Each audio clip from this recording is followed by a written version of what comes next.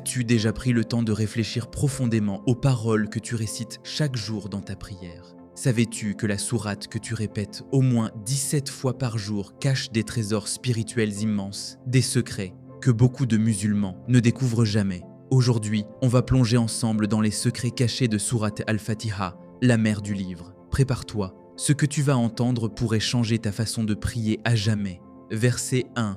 Bismillahi Rahmani Rahim. Ce verset, si court et pourtant si profond. Au nom d'Allah, le tout miséricordieux, le très miséricordieux. Avant même de parler, le croyant commence par invoquer Allah. C'est une façon de purifier son intention. Tout commence au nom de Dieu, pas au nom de son ego, de son argent ou de sa réputation. Mais pourquoi deux fois le mot miséricordieux? C'est parce qu'Allah veut que tu ne perdes jamais espoir. Peu importe tes péchés, il est toujours là pour t'accueillir. Ar-Rahman, sa miséricorde générale pour tous les êtres. Ar-Rahim, sa miséricorde particulière pour les croyants. Chaque fois que tu dis Bismillah, tu invites la bénédiction divine dans ce que tu fais. Imagine le poids de ces mots. Verset 2. Alhamdulillahi Rabbil Alamin. Louange à Allah, Seigneur des mondes. Ce verset est une déclaration puissante. Il ne commence pas par je loue, mais par la louange est à Allah. C'est une vérité universelle indépendante de ta prière, de ta foi ou de ton état d'esprit. Allah mérite la louange dans toutes les dimensions de l'existence, qu'on le reconnaisse ou non. Et puis, Rabbil Alamin, le Seigneur des mondes. Pas seulement de l'humanité, il est le Seigneur des anges, des djinns, des animaux, des univers visibles et invisibles. Tu réalises la grandeur de celui à qui tu t'adresses dans ta prière. Ce n'est pas juste ton Dieu, c'est le Seigneur absolu de toutes choses. Verset 3. Ar-Rahmani Rahim. Encore une fois, ces deux noms reviennent. Tu pourrais te dire, mais on les a déjà cités dans le premier verset, et pourtant, Allah les répète. Pourquoi? Parce qu'avant de te rappeler qu'il est le maître du jour du jugement, il veut que tu sois rempli d'espoir. Il veut que tu saches que sa miséricorde précède sa colère. Que même si tu as fauté, il est là. Qu'il ne cherche pas à te faire tomber, mais à te relever. Quand tu récites Ar-Rahman, Ar-Rahim, ne le dis pas mécaniquement. Dis-le en pensant que le plus miséricordieux des miséricordieux t'écoute. En ce moment même. Verset 4. Maliki Yawmiddin, maître du jour de la rétribution. Ce verset nous fait changer de ton.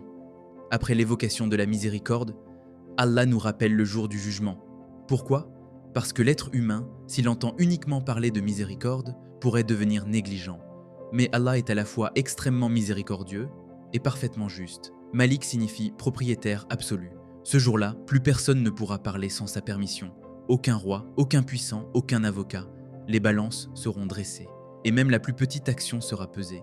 Et toi, dans ta prière, tu dis à Allah, « Tu es le maître de ce jour que je ne peux éviter. Prépare-moi pour ce moment. » Verset 5. « Iyyaka na'budu wa iyyaka nasta'in. » C'est toi seul que nous adorons, et c'est toi seul dont nous implorons l'aide. Ce verset, c'est le cœur de la Fatiha. Tout change ici.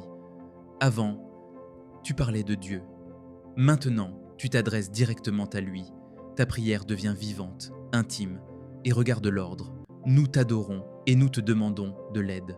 Cela signifie, tu dois d'abord te soumettre sincèrement à Allah, puis lui demander assistance, pas l'inverse. Et note aussi, nous, même si tu pries seul, tu dis Iyyaka na'budu. Pourquoi? Parce que l'islam est une fraternité, une communauté. Tu ne chemines pas seul, tu es relié à tous ceux qui adorent Allah. Versets 6 et 7. Ihdina sirat al-mustaqim, sirat al-ladina anamta alayhim, ghayril maghdubi alayhim waladdallin. Guide-nous dans le droit chemin, le chemin de ceux que tu as comblés de faveur, non pas de ceux qui ont encouru ta colère, ni des égarés. Ici, tu demandes la chose la plus importante de ta vie, la guider, la clarté, le chemin qui mène à Allah. Et ce verset est un miroir. Il te montre qu'il existe trois groupes. Ceux qu'Allah a comblés de bienfaits, ce sont les prophètes, les véridiques, les martyrs et les pieux. Ceux qui ont provoqué sa colère, ils ont reçu la vérité, mais l'ont rejetée volontairement. Les égarés, ceux qui ont agi sans connaissance, sans chercher la vérité. En récitant ce verset, tu dis à Allah, « Ya Allah, ne me laisse pas suivre mes passions. Protège-moi de l'arrogance et de l'ignorance. Fais que je marche avec ceux que tu aimes. » Conclusion. Un résumé profond. La Fatiha, ce n'est pas juste une sourate. C'est un dialogue entre toi et ton Créateur, un plan spirituel, un rappel quotidien que Allah est miséricordieux, mais aussi juste. Tu es son serviteur, dépendant de lui. Tu cherches la guider chaque jour, encore et encore, peu importe où tu en es dans ta foi.